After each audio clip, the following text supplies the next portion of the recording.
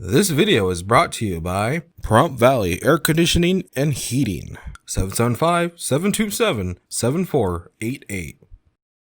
Many times, and actually way too often, pets are unable to get out of the structures that are burning, and our owners, the pet owners, desperately want to try to get back in there, but the conditions are untenable.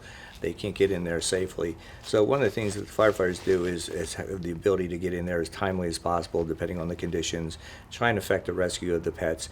Once we bring them out, we want to be able to resuscitate them, provide the necessary oxygen, things like that. So Brad Francis has assisted us in that effort by donating several pet oxygen masks, as you can see here. And it's a great tool for us. We keep these on the first out pieces of equipment, and we also carry them in our command vehicle so that in the event that any pets are injured, you can see there's masks that have oxygen lines on them, and the tubes go to our oxygen tanks. And it gives us the ability by having different muzzle sizes, so we can place these on the pets while we do the resuscitative efforts and hopefully be able to revive them and get them to the medical facility for further treatment. The human ones, those obviously aren't designed for most use on pets. When you get into the smaller animals and then the cats and the small dogs, things like that, you want a much smaller muzzle size so it fits appropriately. That way you're not wasting oxygen product, you're getting it into where it needs to be to help them. Then you have your larger dogs, so we try to get those on there tight, give them the treatment, CPR, whatever is needed, and then get them rapid transport.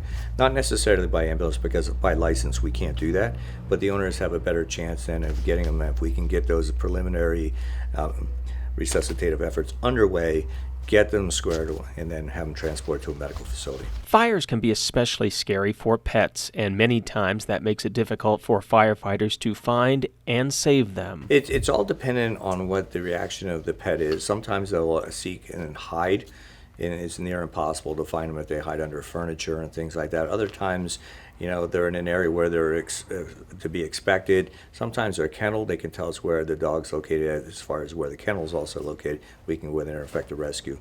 There's a lot of variables, but we want to be best prepared for those lives that we can save. Some pet owners will place Save Our Pet stickers, like this one, on a window or door, but many times those windows and doors are damaged in the fire, making the stickers ineffective. Chief Lewis says there are better options for letting firefighters know about pets in your home. If anyone has a significant issue with animals, they can call Nye County Dispatch, and they can ask them to put a note in the CAD that there's several dogs and cats.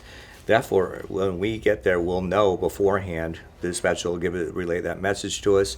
We make contact with the homeowners and say, is everyone out? Are all the pets out? They either say yes or no, and it kind of gives us an idea what to expect. And notes added to the computer-aided dispatch system don't have to be limited to details about pets in the home. Handicapped individuals, special hazards, anything along those lines.